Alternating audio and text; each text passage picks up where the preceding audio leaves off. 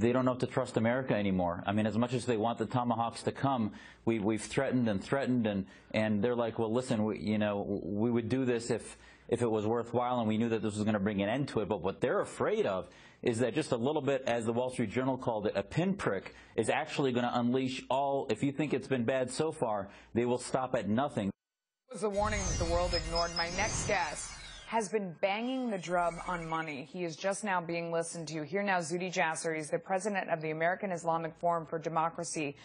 Zuhdi, welcome back to the show. You know, I have been thinking about you so much in the months since you were on our show. You came on and you said again and again and again, America has got to get involved in Syria.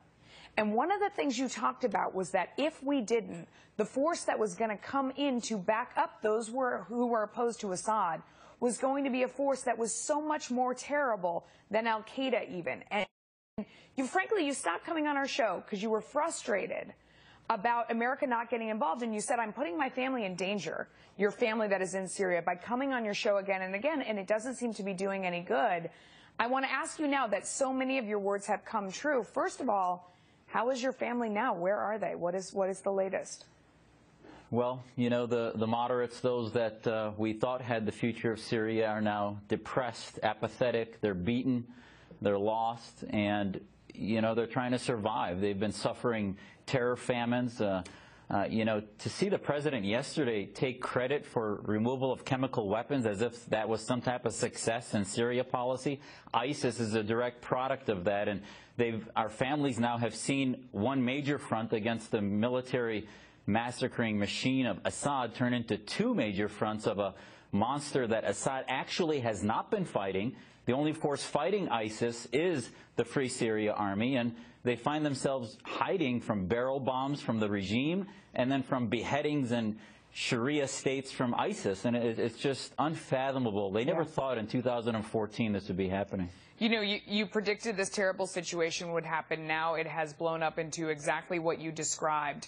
What do you think of what the president has said he is going to do? Will that help? If he does go in with airstrikes in Syria, do you welcome that? Do you think it will make a difference? As I've said from 3 years ago, we'll take what we can get, especially from this president. Finally, he's saying America does have a role, so we'll take that. But we'll believe it when it happens. If he's just going to do it in northern Iraq, it'll do nothing. ISIS's main headquarters is in Raqqa in northeastern Syria, so he has to bomb their central command. But also, it has to be part of regime change in Assad. He mentioned Assad's name once.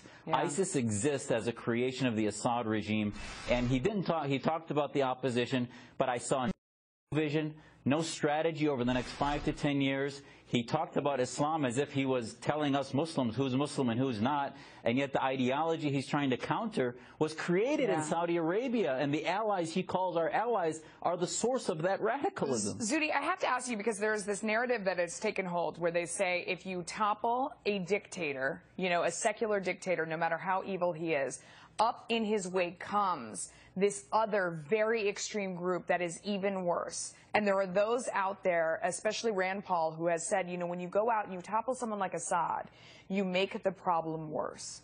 What do you say to those people? Well, if we really believe that God endowed us with equal rights and that we are liberty-minded individuals, as I'm a libertarian, small l, as Rand is, do we really believe in a racist way that the Arabs and the Muslims don't deserve that same right to freedom, that somehow it's going to be like a light switch, they're going to switch? The dictators create this radicalism in every country, Syria, Saudi Arabia, Pakistan, because that's the formula they want us to sort of stand back and say, oh, okay, we have to settle for the lesser of two evils, which is, I think, a bigoted, racist approach to a Middle East that could be evolving into free markets, into a type of a living and democracy that our families came to enjoy in the West. It needs reform. It needs a strategy. It needs vision. And none of that seems to be part of the intestinal fortitude of our current president. Zuhdi, thank you for coming back to the show, and our thoughts are certainly with your family at all times. Thank you. Thank you, Melissa. Appreciate it.